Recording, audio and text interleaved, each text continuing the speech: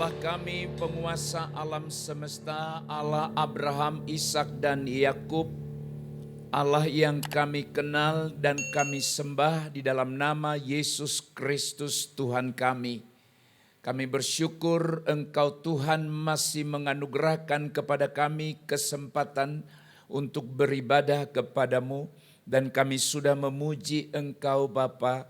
Kini saatnya kami bersama-sama rendahkan hati kami di hadapan-Mu, membuka hati kami dan seluruh hidup kami untuk rela diajar oleh kebenaran firman Allah. Hamba-Mu yang Engkau pakai hari ini sebagai saluran berkat, saluran kebenaran, kiranya Tuhan yang mengurapinya dan memberikannya hikmat dan pewahyuan yang baru, sehingga tidak ada hal-hal yang diucapkan yang bertentangan dengan kehendak Allah. Demikian juga kepada seluruh umat-Mu dianugerahkan roh hikmat dan wahyu yang sama agar mengerti apa yang mereka dengar, dan kepada semua kami mampu menjadi pelaku firman Allah. Berfirmanlah, kami siap mendengarkan Tuhan. Dalam nama Yesus kami berdoa. Haleluya. Amin. Silakan duduk Bapak Ibu yang terkasih. Haleluya. Shalom. Salam sejahtera buat kita sekalian. Satu kebahagiaan, satu sukacita yang sangat besar Tuhan anugerahkan kepada saudara dan saya untuk boleh beribadah di minggu terakhir pada bulan yang ketiga ini. Kita akan mengakhiri satu pengajaran yang diharapkan berdampak baik dalam kehidupan saudara dan saya, dan pengajaran ini sangat penting, dan pengajaran ini sekarang beraneka ragam. Ada berbagai banyak ajaran-ajaran yang disampaikan atau yang beredar di mana-mana yang dapat diakses oleh banyak orang. Itu sebabnya hari ini firman Tuhan saya beri judul waspadalah, penyesatan sebelum kedatangan Kristus. Waspadalah, akan ada penyesatan sebelum kedatangan Yesus Kristus kedua kali. Saudaraku sekalian, kedatangan Yesus Kristus kedua kali adalah pengharapan yang sangat mulia bagi gereja Tuhan. Sangat mulia. Kenapa disebut mulia? Sebab kalau dia tidak datang, tidak adalah artinya hidup ini. Bahkan tidak adalah artinya saudara mengikut Tuhan. Itu makanya sangat mulia. Tetapi sekaligus juga saudara-saudara, suatu kepastian mutlak yang tidak bisa ditawar. Entahkah saudara percaya atau tidak, siap atau tidak siap, dia pasti datang. Namun saudara-saudara, ada banyak orang Kristen yang gelisah karena munculnya ajaran-ajaran yang palsu tentang akhir zaman. Dan hal yang sama, kepalsuan pengajaran palsu pernah juga muncul pada zaman Alkitab. Yang dialami oleh suatu jemaat. Gereja itu adalah gereja atau jemaat di Tesalonika.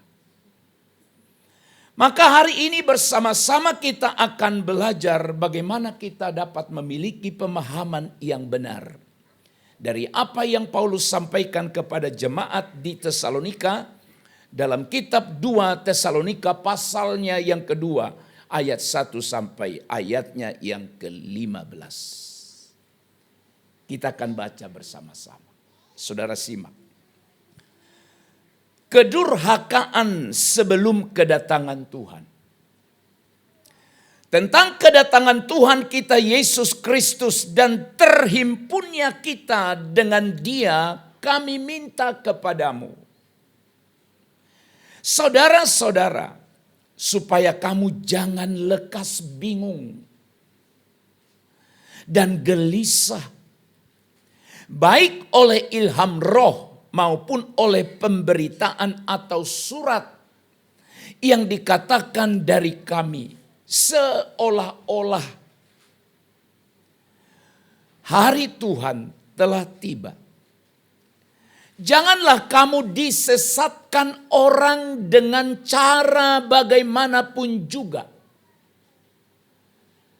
Sebab sebelum hari itu haruslah datang dahulu murtad. Dan haruslah dinyatakan dahulu manusia durhaka, orang yang harus binasa. Ayat 4. Yaitu lawan yang meninggikan diri di atas semua yang disebut atau yang disembah sebagai ilah hingga ia duduk di bait Allah dan mau menyatakan diri sebagai Allah. Tidakkah kamu ingat bahwa hal itu telah kerap kali kukatakan kepadamu ketika aku masih bersama-sama dengan kamu? Dan sekarang kamu tahu apa yang menahan dia, sehingga ia baru akan menyatakan diri pada waktu yang telah ditentukan baginya. Karena secara rahasia kedurhakaan telah mulai bekerja, tetapi sekarang masih ada yang menahan. Kalau yang sekarang menahannya itu telah disingkirkan, pada waktu itulah si pendurhaka baru akan menyatakan dirinya. Tetapi Tuhan Yesus akan membunuhnya dengan napas mulutnya dan akan memusnahkannya dengan penampakannya pada waktu kedatangannya. Kedatangan si pendurhaka itu adalah pekerjaan iblis. Dan akan disertai dengan berbagai perbuatan ajaib, tanda-tanda dan mujizat-mujizat palsu. Dengan berbagai tipu daya jahat terhadap orang-orang yang akan binasa. Karena mereka tidak menerima dan tidak mengasihi kebenaran yang dapat menyelamatkan mereka. Ayat 11. Itulah sebabnya Allah mendatangkan kesesatan atas mereka, yang menyebabkan mereka percaya kepada dusta, supaya dihukum semua orang yang tidak percaya kepada kebenaran dan suka kejahatan. 13. Tetapi kami harus selalu mengucap syukur kepada Allah karena kamu, saudara-saudara, yang dikasihi Tuhan. Sebab Allah sejak semula telah memilih kamu untuk diselamatkan dalam roh yang menguduskan kamu dan dalam kebenaran yang kamu percayai.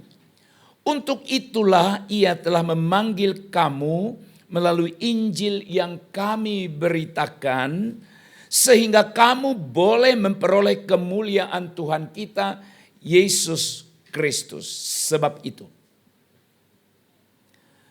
saudara-saudara, berdirilah teguh dan berpegang pada ajaran-ajaran yang kamu terima dari kami, baik melalui pemberitaan maupun surat. Bapak dan Ibu, saudara-saudara, perikop yang kita baca atau teks yang kita baca ini mengajarkan kita dua hal penting. Yaitu bahwa kedatangan Kristus adalah kepastian ilahi, kepastian dari Allah. Namun ada tanda-tanda yang harus digenapi terlebih dahulu sebelum Dia datang. Hal yang kedua, saudaraku sekalian, kalau semuanya itu harus terjadi, maka saudara dan saya dipanggil untuk berjaga-jaga.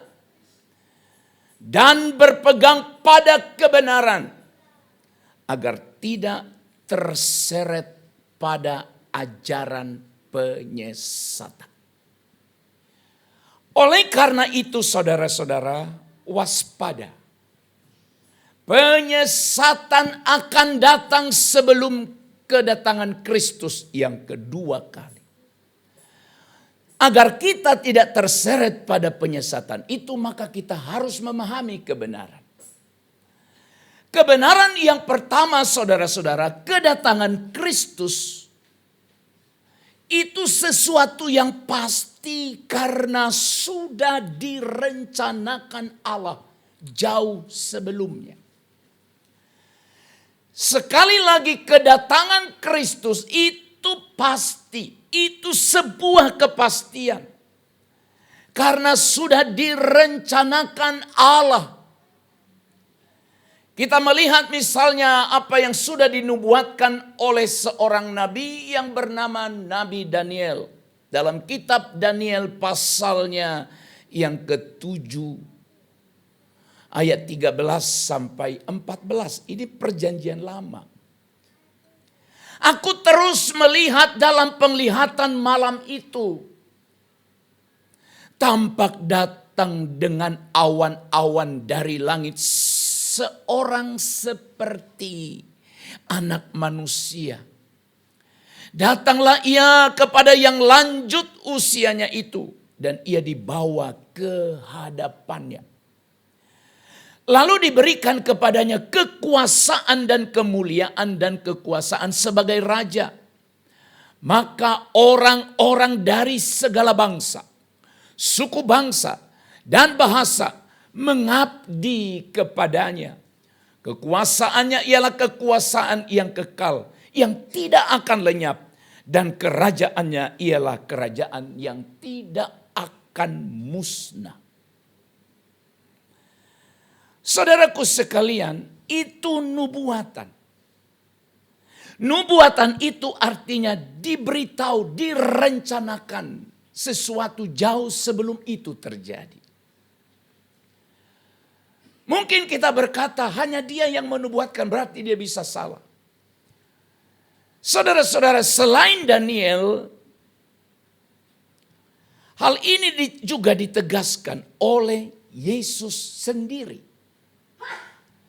Dalam Matius pasal 24 ayat 30 sampai 31, pada waktu itu akan tampak tanda Anak Manusia Yesus di langit, dan semua bangsa di bumi akan meratap, dan mereka akan melihat Anak Manusia itu datang di atas awan-awan di langit dengan segala kekuasaan dan kemuliaannya. 31.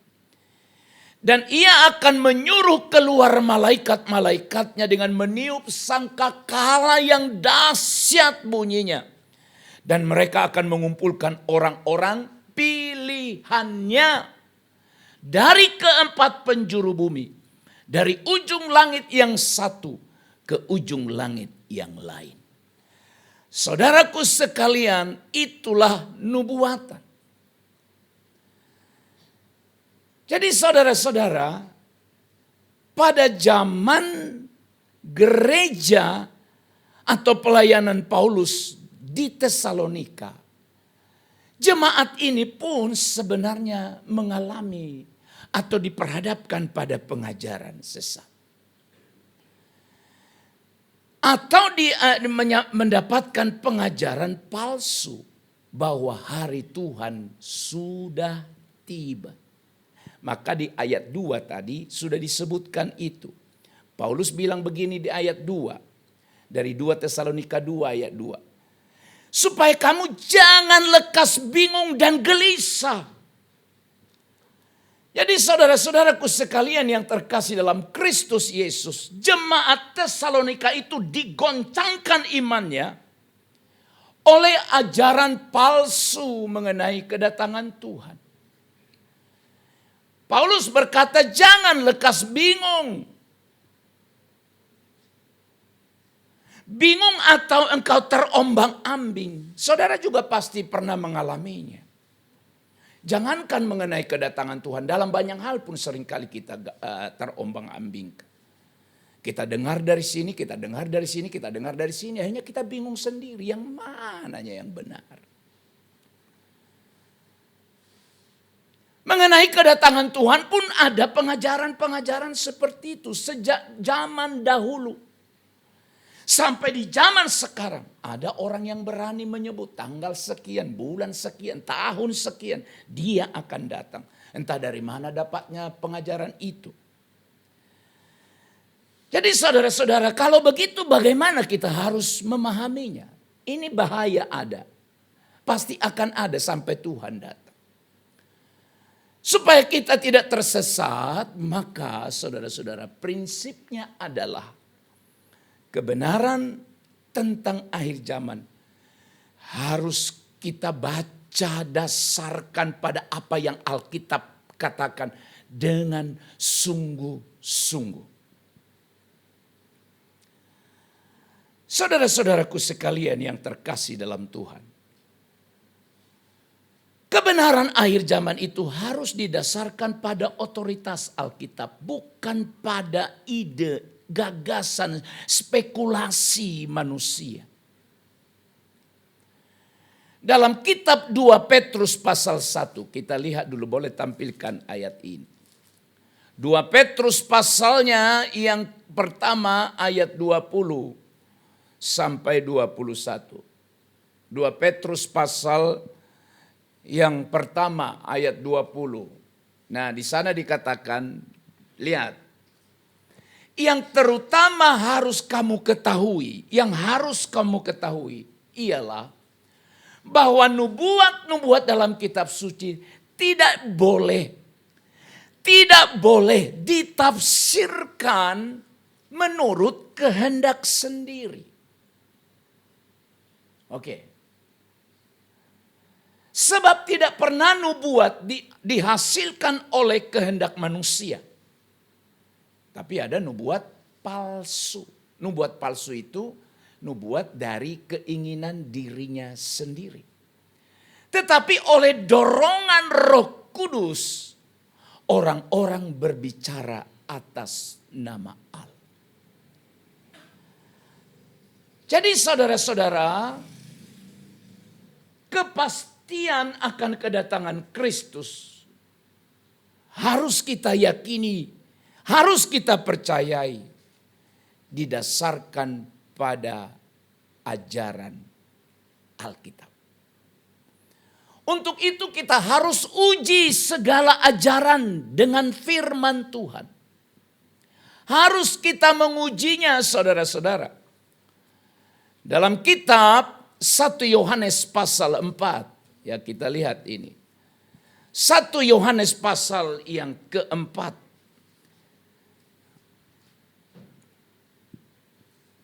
Ya, 1 Yohanes pasal 4 ayat 1 bilang begini. Saudara-saudara yang terkasih, janganlah percaya, sekali lagi janganlah percaya kepada setiap roh. Tetapi ujilah roh-roh itu, apakah mereka berasal dari Allah. Oke ya, 1 Yohanes 4 ayat 1. Dengar baik-baik saya baca. Sebab, apa? Banyak nabi-nabi palsu bermunculan. Di mana? Banyak nabi-nabi palsu bermunculan di dunia. Jadi uji. Berdoa supaya kita tidak salah memahaminya. Kita harus ingat ajaran Alkitab. Alkitab bilang apa? Tidak seorang pun tahu hari dan waktunya. Matius pasal 24 ayat 36 berkata, tidak seorang pun tahu hari dan waktunya. Sehingga saudara-saudara, saya dan saudara tidak perlu terburu-buru atau takut atau memprediksi.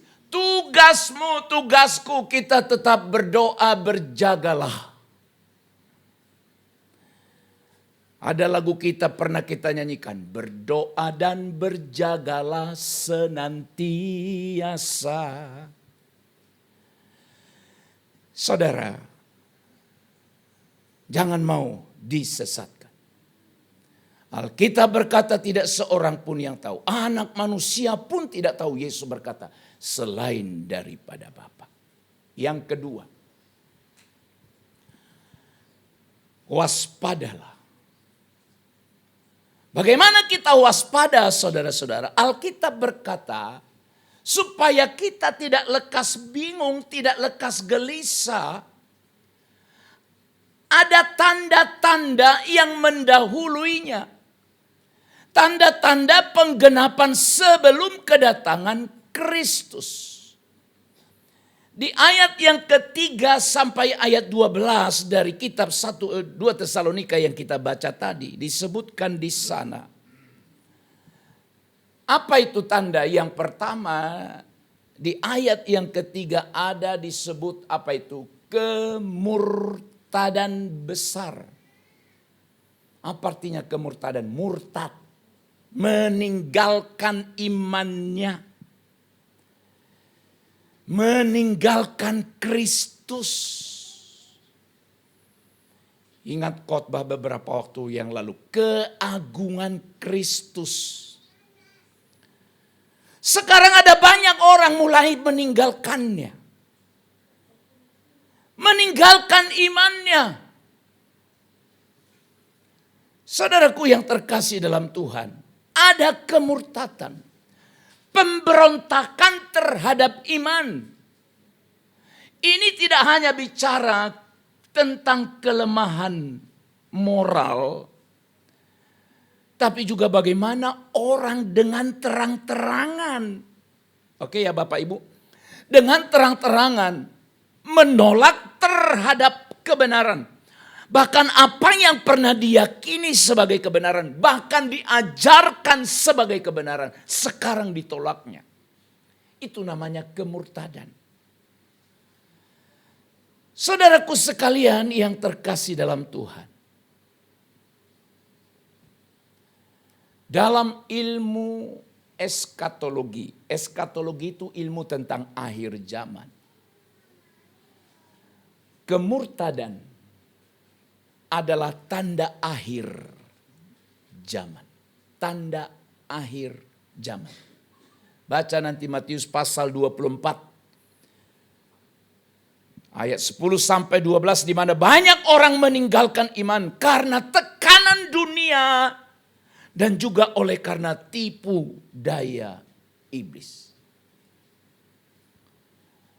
Saudara-saudara sekalian, maka kita harus serius untuk tidak ikut arus dunia yang menolak kebenaran. Roma pasal 12 ayat 2 berkata, janganlah kamu menjadi serupa dengan dunia ini. Yang harus kita miliki adalah pegang pengakuan iman kita. Sebagaimana ditekankan dalam Yudas pasal 1 ayat yang ketiga. Tanda yang pertama adalah kemurtadan. Yang kedua, saudara-saudara, ada tanda lain. Munculnya manusia durhaka. Ayat 3, 4, 9, 10. Si pendurhaka. Siapa itu si pendurhaka? Dengarkan baik. Si pendurhaka itu adalah pribadi atau orang yang meninggikan diri di atas Allah. Yang meninggikan diri, ayat 4, yaitu lawan yang meninggikan diri di atas semua yang disebut. Ya, ayat 4. Atau yang disembah sebagai ilah hingga ia duduk di bait Allah dan mau menyatakan diri sebagai Allah. Menyatakan diri sebagai Allah. Wah, harus sungguh-sungguh kita merendahkan diri di hadapan Tuhan. Itulah si pendurhaka. meninggikan diri di atas Allah.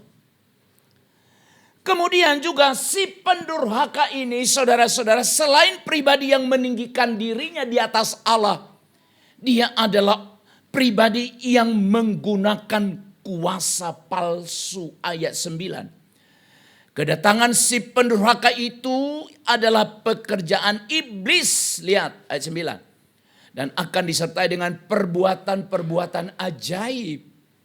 Tanda-tanda mujizat-mujizat palsu. Ayo jangan ngantuk pagi-pagi dulu. Serius ini mendasar sekali. Jadi si pendurhaka yang pertama adalah dia menyamakan dirinya, bahkan menyebut dirinya Allah. Kedua, si pendurhaka itu adalah dia yang melakukan mujizat, tanda-tanda ajaib tapi palsu. Oleh sebab itu saudara, kita harus waspada. Waspada terhadap tanda-tanda ajaib yang menyesatkan. Kita tergoda, setan pun bisa lakukan itu, iblis bisa lakukan itu. Kembali kepada apa yang disebut dalam 1 Yohanes pasal 4 ayat yang ketiga, uji setiap roh. Bukan semua mujizat itu berasal dari Tuhan, amin. Bukan semua tanda-tanda ajaib berasal dari Tuhan, setan pun bisa lakukan itu. Oleh sebab itu saudaraku sekalian, kita harus sadar munculnya si pendurhaka. Adakah si pendurhaka itu mulai saudara lihat, tahu, yang menyamakan dirinya sama dengan Allah dan yang melakukan tanda-tanda ajaib dengan kepalsuan. Kemudian tanda yang berikut, selain kemurtatan munculnya kedurhakaan, yang ketiga adalah kuasa penyesatan. Kuasa penyesatan ayat 10 sampai 12 baca. Disebut di ayat 10 itu apa itu? Berbagai tipu daya jahat. Penyesatan itu mekanismenya atau langkah-langkahnya mulai orang menyesat itu seperti apa? Penyesat itu seperti apa? Dengar baik. Kalau saudara sudah mulai lihat tanda-tanda ini, itu bisa orang itu menjadi si penyesat. Yang pertama adalah mulai menolak kebenaran. Ayat 10. Mulai dia tolak kebenaran. Walaupun jelas-jelas tertulis dalam Alkitab, dia tolak. Dia banyak komentari mengenai itu. Hati-hati. Alkitab yang berkata mulai menolak kebenaran. Kemudian di ayat 11 ini saudara-saudara, itulah sebabnya Allah mendatangkan kesesatan atas mereka. Allah membiarkan mereka percaya pada dusta. Ini adalah penghukuman ilahi. Oke, kita berdoa supaya Tuhan celikan mata rohani kita. Ketika kita berhadapan kepada sesuatu yang salah, mata hati kita terbuka dan kita gelisah tentang itu. Kalau mata hati kita tidak melihat lagi, ada pengajaran yang sesat dan palsu, tapi kita bahagia dan nyaman dengan itu. Maka inilah yang disebut dengan Allah biarkan mereka percaya pada dusta. Tujuannya apa saudara? Allah izinkan itu untuk menyatakan keadilan. Ayat 12. Supaya dihukum semua orang yang tidak percaya kepada kebenaran. Yang akan dihukum itu adalah semua orang yang tidak percaya pada kebenaran dan yang suka terhadap kejahatan. Oleh sebab itu saudara, mari kita mencintai kebenaran lebih dari sekedar pengalaman emosional kita. Dalam 2 Timotius pasal 4 ayat 3 dan 4. Di sana dijelaskan bahwa kita harus mencintai kebenaran. Haleluya, semoga saudara masih bersama dengan saya. Yang ketiga, supaya kita tetap waspada karena akan ada penyesatan sebelum dia datang. Maka yang ketiga saudara-saudara, kita dipanggil untuk berpegang teguh pada kebenaran. Itulah yang disebut di ayat 13 sampai ayat yang ke-15. Panggilan untuk berpegang teguh kebenaran. Saya tidak tahu Bapak Ibu ya, seberapa banyak di antara saudara yang bangga, serius ini, yang bangga menjadi pengikut Kristus atau menjadi anak Tuhan. Saya nggak tahu seberapa bangga saudara, atau seberapa banyak di antara kita bangga dengan hal itu. Sebab tidak kebetulan. Alkitab berkata bukan kau yang memilih Allah, tapi Allah yang memilih kau. Allah yang memilih kita, bukan kita yang memilihnya. Jadi saudara-saudara, ini sesuatu yang membanggakan. Kok saya ikut dalam rencana penyelamatan Allah? Harusnya kita bangga dengan ini Pak. Oh jangan bilang, opung saya sintua, opung saya hamba Tuhan. Bapak saya juga, wajiblah saya. Oh tidak Pak, bukan karena itu. Bukan karena itu. Tapi kita harus sadar ini anugerah Allah. Ya bersyukur ya, sangat bangga Tuhan saya masuk. Tapi hati-hati, apakah kita akan masuk sampai terakhirnya? Ini belum ada suatu kepastian di dalam diri saudara kalau saudara tidak sungguh-sungguh. Dengar sekali lagi saya ulang. Sebab ada orang yang murtad. Yang murtad itu adalah orang yang sudah tahu kebenaran lalu beralih. Itu namanya murtad. Kalau sebelumnya dia tidak tahu kebenaran lalu dia itu tidak murtad. Tadinya sudah percaya Yesus, tidak lagi percaya, itu murtad. Nah oleh sebab itu saudara, langkah iman kita sehingga kita berkata ku tetap setia sampai akhir hidupku. Itu sebuah pergumulan. Itu sebuah perjuangan. Maka saudara-saudara, sebagai bentuk panggilan kita untuk berpegang teguh pada kebenaran yang pertama. Ya, sekali lagi yang saya sebut, bersyukurlah saudara dan saya dipilih oleh Allah. Haleluya. Efesus pasal 1 ayat 4 bilang, kita dipilih oleh Allah. Kapan? Tuhan telah memilih kita kapan? Sebelum dunia dijadikan. Saudara sudah tahu itu? Tidak tahu. Tapi Tuhan tahu. Tujuannya adalah kenapa saudara dan saya dipilih? Wah, bukan supaya selamat-selamat enak-enak saja, ada tuntutannya. Tuntutannya supaya kita menguduskan diri. Pengudusan oleh Roh Kudus. Dan memiliki persekutuan dengan Kristus. Jadi jangan bangga hanya orang Kristen, orang percaya, tak mau beribadah, hidup sesuka hati. Persekutuan dengan Kristus jarang, kau bukan pengikut Kristus. Pengikut siapa? Dirimu sendiri. Pengikut Kristus itu dia hidup dalam kebenaran, dia berusaha. Pengikut Kristus itu adalah dia yang tetap menjalin persekutuan pribadinya dengan Allah. Jadi saudara-saudara harus tahu jelas kenapa saudara setiap hari Minggu ada di gereja. Harus tahu itu kenapa. Bukan karena diundang. Diundang oleh gereja supaya beribadah. Bukan, itu hanya pengingat. Undangan itu bukan dari manusia. Undangan itu dari Tuhan.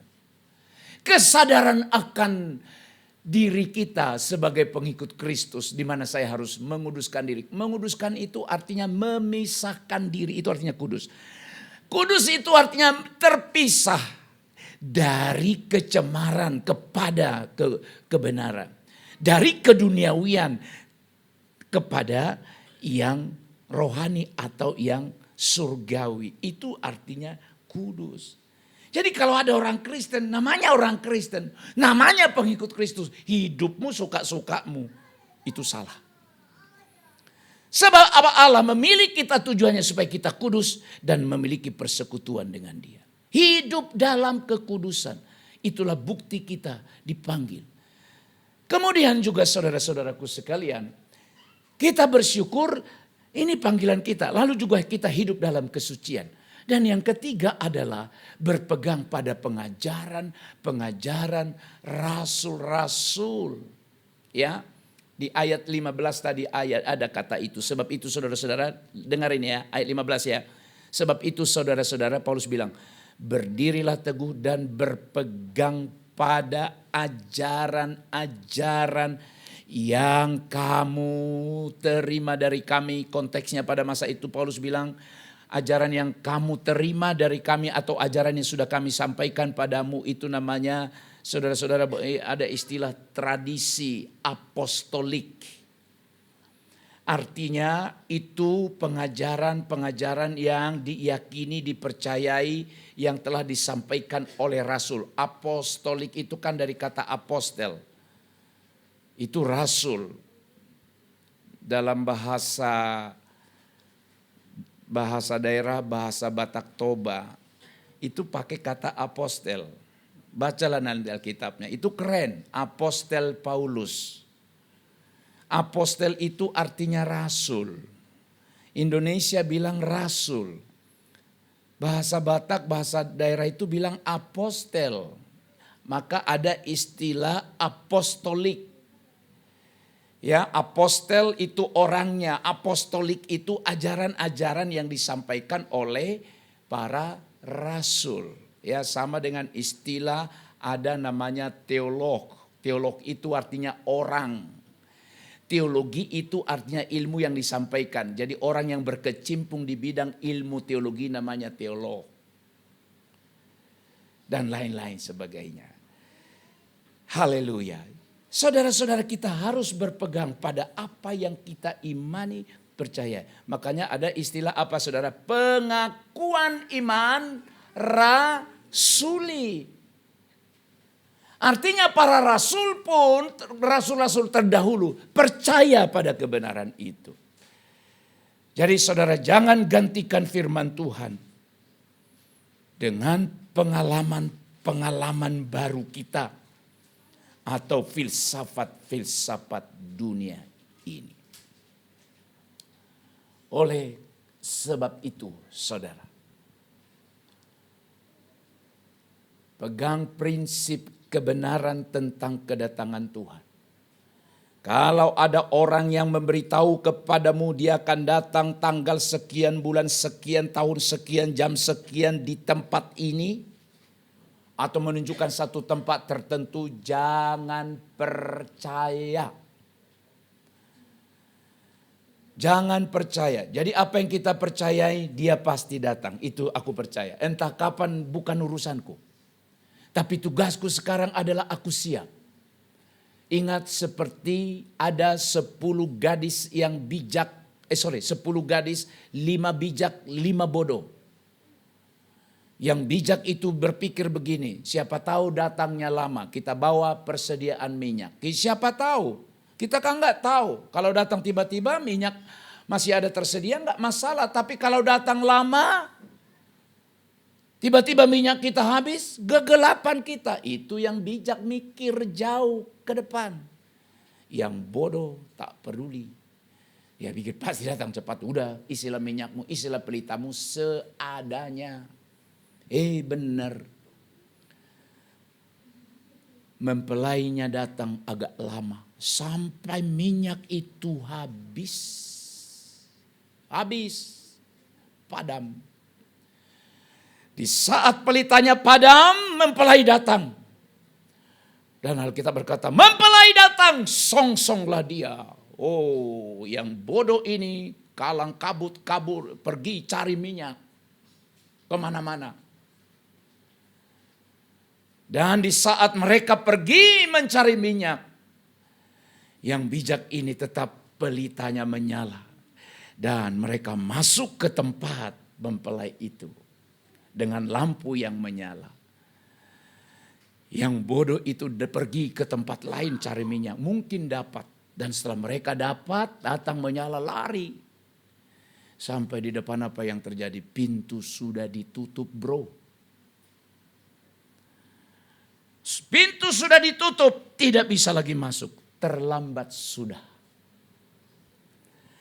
Oleh sebab itu saudaraku sekalian, yang pertama, waspada. Penyesatan itu selalu ada. Dan Alkitab berkata penyesatan itu pasti ada. Dan celakalah orang yang melakukannya. Itu Yesus yang bilang. Penyesatan tak bisa dihindarkan, Pak, Bu. Pasti ada. Tapi Yesus bilang celakalah orang yang mengadakannya. Kedua, mari kita tetap setia pada kebenaran. Kebenaran itu firman Allah. Dan saudara, entah kapan kita tidak tahu. Tapi kita siap sedia menyambut Kristus dengan hidup dalam kekudusan. Wahyu pasal 22 ayat 20 berkata, Maranatha, datanglah Tuhan Yesus. Amin. Mari kita berdiri. Kami mengucap syukur kepadamu ya Tuhan. Hari ini kami kembali diperlengkapi dan diingatkan supaya kami senantiasa berjaga-jaga menyambut kedatangan-Mu yang kedua kali. Penyesatan pasti ada, oleh sebab itu mampukan kami waspada dan tetap setia pada kebenaran. Dan kami siap senantiasa menyambut Kristus dengan hidup dalam kekudusan. Sehingga kami kelak akan masuk pada bagian yang telah Tuhan tetapkan. Bersama-sama untuk tinggal diam bersama Tuhan sampai selamanya. Terpujilah Engkau Tuhan, datanglah Tuhan Yesus. Dalam nama Yesus kami berdoa. Amin.